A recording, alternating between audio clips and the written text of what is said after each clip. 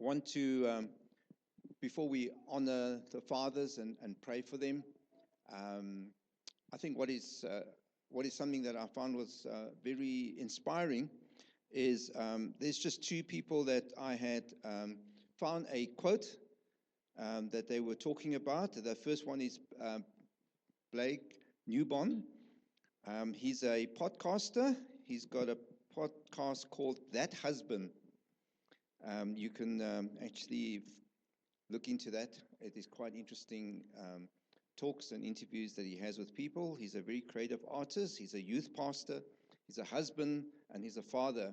And this is what he said. He said, if we're going to heal South Africa, we need present fathers, not just at home, but in heart, in mindset, and mission. There are husbands out there who are showing up not perfectly, but purposefully. They're doing the work, and I want young men to see that marriage, fatherhood, and community building aren't things to run from. If you want healthy neighborhoods, we need healthy families. And if you want healthy families, we need men who are emotionally literate, who love loudly, and who see fatherhood as a calling and not a burden. We have a choice: pass down brokenness or healing. So here's the challenge this Father's Day: be the kind of man, or support the kind of man, who breaks cycles. And then there's another quote from a pastor by the name of Bert Pretorius, and I like what he, speaking into the men, he said, every man is building something, whether he knows it or not. Some are building legacies of multi-generational blessing and stability. Others are building ruins. The truth is that no father can build alone. It takes a community bound by purpose, intent, and will, a community of faith with hope for the future. Thus, as fathers, we need community, we need faith, we need God. Fathers, our words matter. Our presence matters. Our prayers matters. Some of us may not have had a father to show us how, or maybe came out of dysfunction and ruin. However, the cycle can be stopped with our generation. Let's choose faith. Choose to believe in our purpose, our children, our community, our nation, South Africa. We give thanks for the men who lead, protect, nurture, and build strong families, which are the foundation building blocks of our society. So today, as we want to honor fathers today, and I want to ask all the fathers that are here, can you just please stand? Let's just pray for them.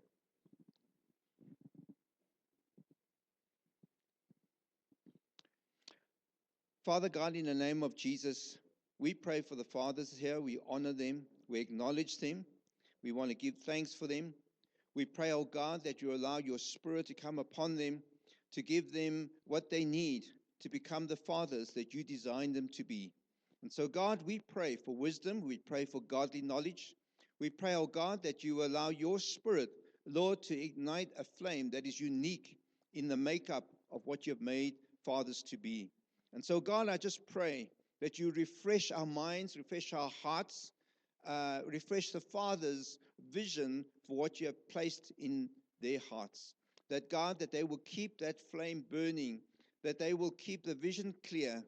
Lord, I just pray that you would equip us, Lord, with all that we need to become the kind of fathers that you have designed and purposed for us to be.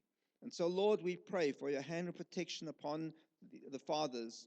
We pray, oh God, that you would envelop them with a sense of calling and purpose, and that, God, that they know that they are not on their own, but their Heavenly Father is one who is not only with them, but our Heavenly Father is able to take us beyond what we can ever imagine as fathers. So, Lord, I just pray, may your Spirit envelop us. May your Spirit, Lord, inject within us a tremendous light of purpose and vision for who we are in you. We thank you, Lord, in Jesus' name. Amen. So just remain standing. We got a little gift for you. A lady said to me that they want the fathers to light up the romance in their lives. Okay, you may be seated. All right, so today I've entitled my message that fatherhood changes your brain. I kind of never ever thought of it in that context, and I kind of did a bit of research on it, and I was quite amazed. I wish I kind of knew about it more so that I could have actually appreciated earlier on in life. So they did various studies, and I just take a small account of a research they did in Spain, and they've also done it in many other countries. They scanned the brains of first-time fathers before and after their children were born. So they found out something, they discovered something that was quite fascinating, that in those scans, they did MRI scans, they found that there were neural changes that were underway during that particular period, which is they quite fascinating. They found that the fathers' brains were adapting to these new experiences and new information that they were going through this phase in their lives, being first-time dads. And there were changes that were not kind of like it came and it went. They were really defining changes in their neural patterns. So here, this is what they found. Becoming a dad first alters a man's brains. Now, there are core brain areas that are quite interesting. They found that in moms, the core brain areas responsible that light up were the areas of nurturing and risk assessment that were very active in the MRIs.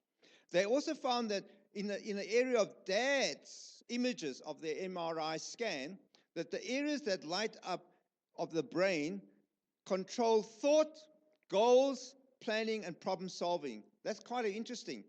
In other words, that the brain's neural patterns actually were activated in very specific areas during that time. So here's the thing. We can now determine that fatherhood rewires the male mind. Now, when they say that before babies are born, in other words, they look at the brains of first-time dads even before the baby was born. Okay, from the moment they've been told that they're going to be fathers, and while the moms are pregnant and carrying the baby, their neural patterns have already kickstart something within them. That's quite fascinating to understand. Apparently, there are a lot of hormonal changes that actually influence them. Now, we understand that in terms of the moms, of course, the mom is carrying the baby, and so there's hormonal changes and all those things. And there's a whole understanding, yes, moms are going to go through some changes.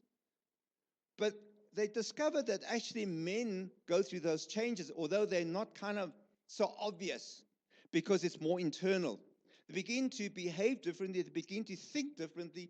Their focus have become also different in a sense they'll be thinking things they never thought before, because now he is anticipating what it means to be a father and what is going to be involved. And so all those brain neural patterns are actually being influenced and affected by it. Now, they also understand that was interesting that the transition of fathers that are going through in this period, that people might say, well, obviously because he's expecting to be a father, so he's kind of, they feel that he is actually just going through a cultural behavior. You know, my father was like that, so I guess I have to be like that. But they now realize that because of these scans, that it is not a trendy transition, but it's actually a deep-rooted biological trait. So in other words, what we're saying is that how God has created a father and a mother to bring a child in, he has already prepared not only the creation in the physical, but God has actually prepared the minds of the male to be prepared and to be equipped.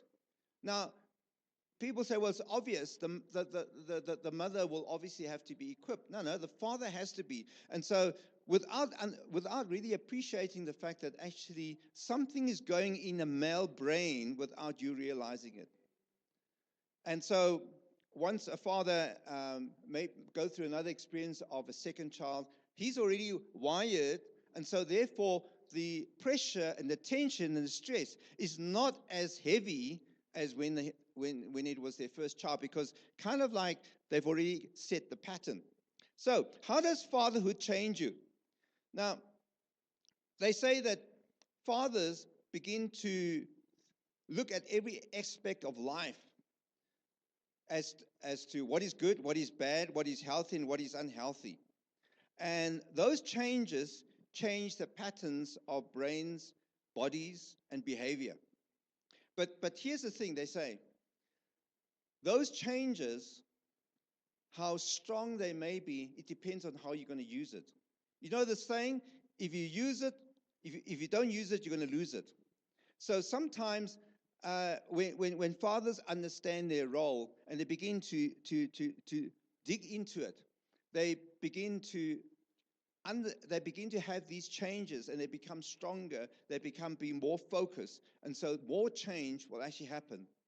But if you have a father who kind of feels that way, but actually rejects it and sort of run away from that, it's still there, but eventually that the behavior or the thinking begins to shrink. Now, I just looked at some of the research about the impact of fatherhood on men's mental health. Now, when it comes to mental health, I think that we never think too much about mental health until COVID hit us. And we begin to think it's always been there, we just never talked about it. Now, there's been a lot of things that have been written in research about what happens to moms when it comes to having a child, maybe the first one, or maybe the second one, what goes through her body and what goes through her emotions and all that. But there's a lot that goes on to the men, and I'm just going to speak a little bit about it, just highlight some. The first one is understanding the emotional shift of fatherhood. So there's the emotional element, and sometimes as males we don't want to talk about emotions, which I'm glad that it's being a little bit more acceptable for males to actually talk about their emotions. Now, when it comes to fatherhood, they say to me that we need to understand there's a shift, and that shift is because what's happening in the male's emotions are a loss of freedom or spontaneity that happens. There's a sense of maybe a fear of failure or inadequacy because now they're in a different role. Again, yes, there's an increase of financial pressure. There's an uncertainty how to emotionally connect with a child because, especially for first-time dad, they're kind of not sure how this thing's supposed to work. And also maybe they're busy now. If they're not at home, there's a sense of guilt. So all these emotions has a shift in the men. Another thing is that there's also the area of potential mental health challenges that fathers face. And I'm just going to read a couple of them. The first one is that did you know that they also experience postpartum depression and anxiety? Now, we tend to think of that as being only for the females. But no, for fathers, they also do have found that this actually affects them as well. They also found mental health challenges in the case of isolation and loneliness, okay? Because sometimes the tendency is just to focus on the mom because, the mom went through labor and all that and feeding. And so the fathers, depending on how they are, they might kind of feel a little isolated. They feel a bit lonely. So they also experience that health challenge. And then also the burnout and role overload that I think that's self-explanatory, that what happens. And then there's also the identity and relationship shifts because fathers begin to question their identity. They understood where they were, but they don't know who they are now. Okay, especially for first-time dads. They don't know what they are now. So there's a bit of a shift in their identity. And then lastly is that sometimes fathers face a health challenge because maybe in their background there have been some unresolved childhood trauma, and maybe their childhood wasn't very happy, or certain things. Now they don't want to bring that into their new role as father, so they kind of are not quite sure how to actually overcome those issues. But here's some coping strategies and mental health tools for fathers. Firstly, acknowledge and normalize your emotions. So if you feel overwhelmed, it's okay to say so. All right? Um, Sometimes we feel a bit disconnected. Well, we can actually acknowledge that. When you recognize those emotions, then you don't have to feel so judgmental about it. Secondly, is talk to someone. And I know that, um, yes, females don't have a problem talking to another female about issues of how they feel about their child, about parenting and all that. But let me tell you that I know that amongst males, we don't want to talk about that, okay? Because we feel if you want to talk about that, it's not macho, number one. Number two is like, oh, like it feels as if I'm weak or I'm a failure. So we need to kind of put that aside. It's okay to talk to someone. In fact, that's a good coping strategy. The third one is to make time for yourself, all right? You say, yeah, well, it's easy for you to say so. Well, take 10 minutes or 15 minutes intervals. Take little portions. That can be so helpful. Just take a 15 minute. Another one is to prioritize sleep. I know this is a huge one. They say, well, where possible. Okay, sleep is very, very essential because it affects our mental well-being. It affects everything that we behave and we think and how we survive in our situation. I know that I think my kids, I said my son, the first time when they were expecting, they said, Dad, what advice you have to give to me? I said, you can have all the advices, but I'll tell you one thing. Before the kid arrives, make sure you have and enjoy good sleep every single night. Because once the baby arrives, it's gone for another decade or more. Okay. So yeah. Prioritize that and try to take care of that. I know it's easy said than done, but if someone says to you, can we help you with, um, parenting, while now you've got a new child, you know what? Grab and say to them, let me help you, but go and get some sleep. Not just meals. Meals you can always get, but sleep you can't get. Only you can get sleep yourself. All right. The next one is learn to accept good enough parenting. Sometimes we think that we have to be perfect, but no, accept good enough parenting. That, in fact, if you make mistakes, rather see that, put a frame around it and call it learning opportunities.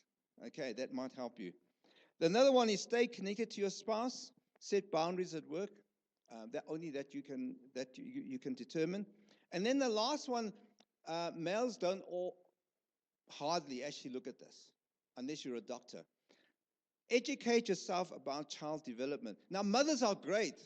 Before the baby comes into the world, they're already reading a lot, educating themselves about child development. But let me be honest with you. Majority of males or fathers to be or fathers for the second time, they never educate themselves about child development. It'll be so helpful. It'll take the tension off and gives you a world of understanding and be a lot wiser. So let me just put one statement out there. You are not born a parent, okay? You actually become one. And so fatherhood is not a destination. It's an ongoing journey that requires constant adjustments because here's the thing. God has given you that role and that responsibility. And in fact, he wants you to thrive in that role of father because the role of father, of being a father, is a sacred one and is a divine responsibility. It's meant to help us to be as men, to be bigger than what we are before we were fathers.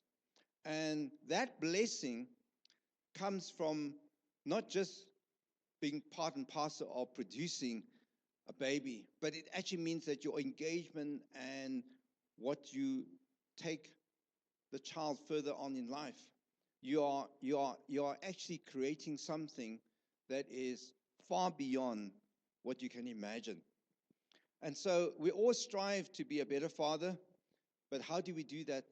Is to lean on our Heavenly Father, lean on God, our Creator, that we call Father God, because as He has designed us, He's able to lead us and give us wisdom and give us knowledge and give us strength as we do what we need to do.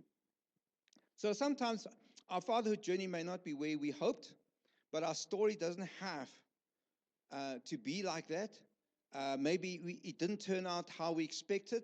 But here's the thing. It takes a whole life to become a great father. And I think that's a better way of looking at it. It's not just father for those decade or two, but it takes a whole life. While you can't change how you got here, you can change your direction and you can change your destination. It's not too late.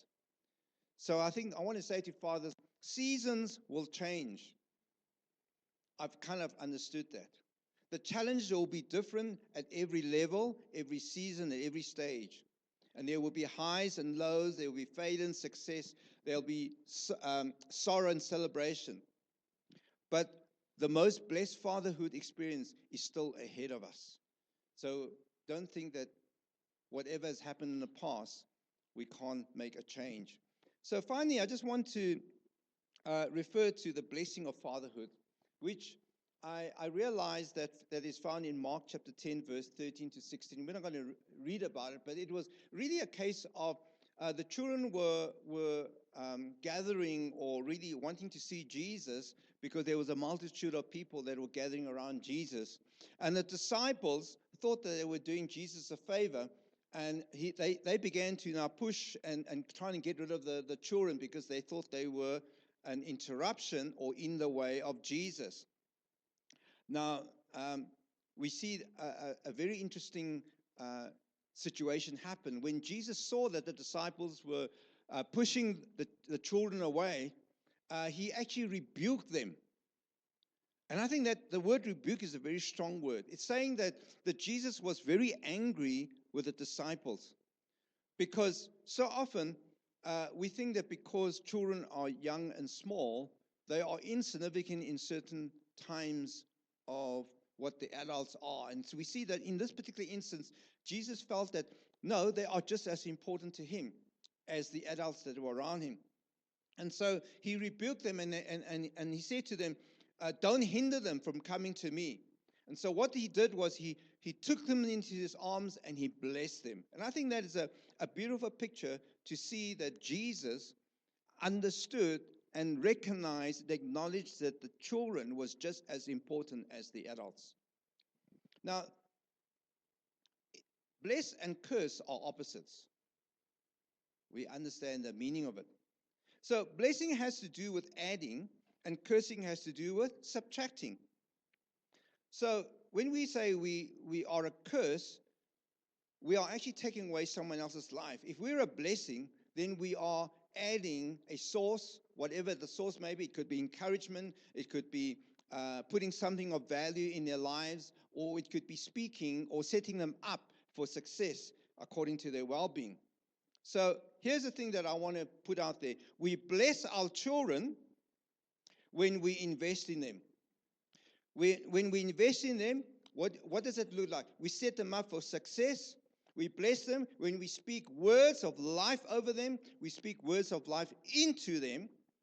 And thirdly, we receive them as a gift. Now, when you kind of understand that attitude, when you receive them as a gift, you see the value in them. You know, when we think about investments, we tend to think of it as only in financial terms. So if we think about investments in financial terms, what happens if you say you want to make an investment? If you want to make an investment, you put deposits, okay? You deposit into that capital, into that investment, because you expect a return out of it. In other words, you need to have buy-in into the investment before you're going to put a deposit. Now, you and I'm speaking to fathers particularly, we need to be bought into our kids. Yes, we spend huge amounts of money. We call them expenses, okay? We pay for their medical bills. We pay for the school. We pay for food, clothing, sports, and yes, and toys. And I think sometimes we should actually relook at that. So we get financially involved in a financial investment.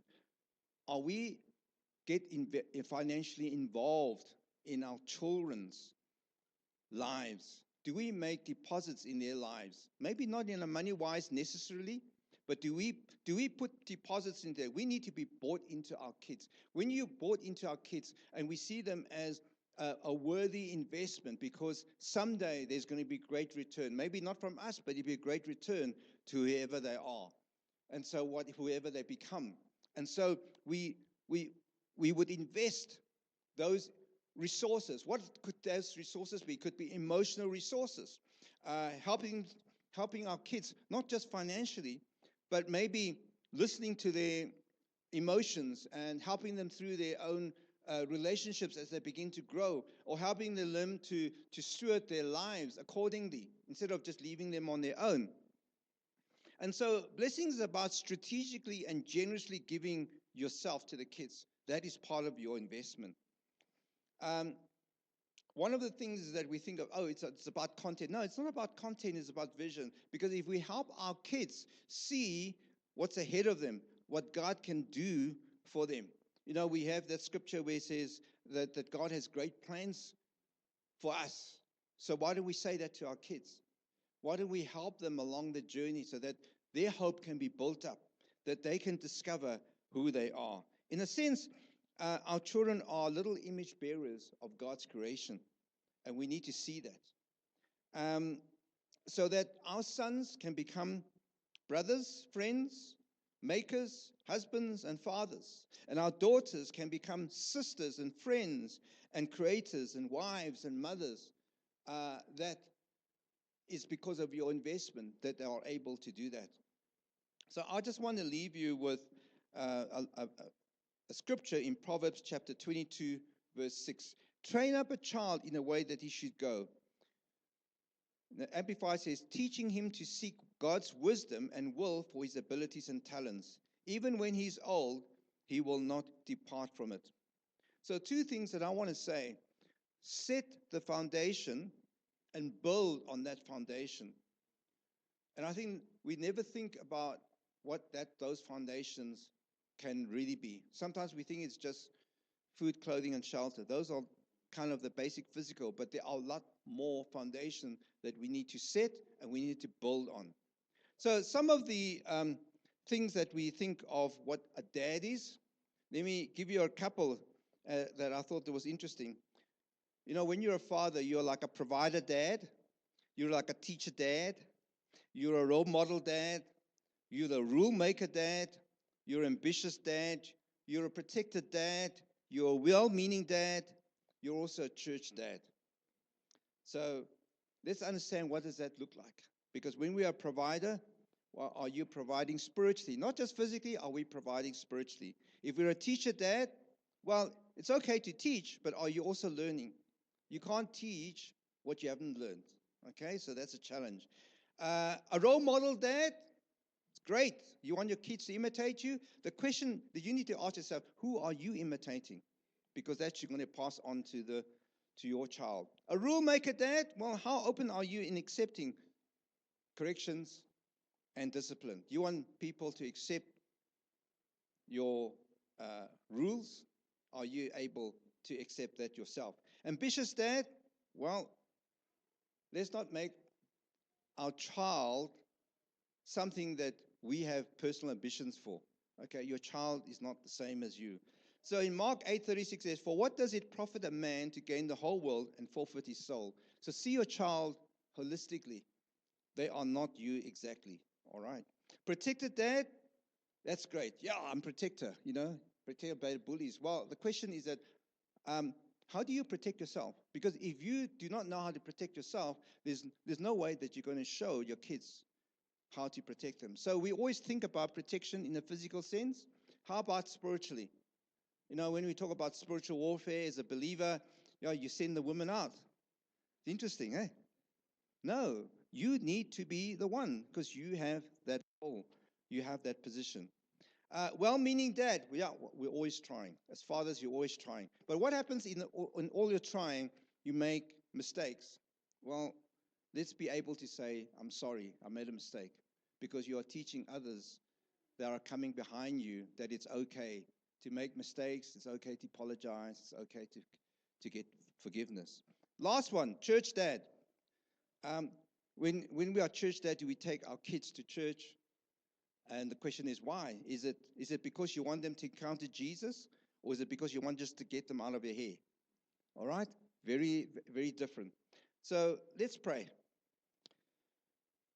Jesus, we pray that you help us to be a blessing and not a curse to our children. May everything that we do will help them to thrive. We pray that you help us to be strategic, to be intentional and energetic in how we bless and how we invest in our children. And so, God, we just pray as we, as fathers, take on this role, take on this responsibility, however overwhelming it may be. God, you have designed and created us. Let us take our whole lives to become the kind of father that you have designed us to be. We thank you, Lord, in Jesus' name. Amen.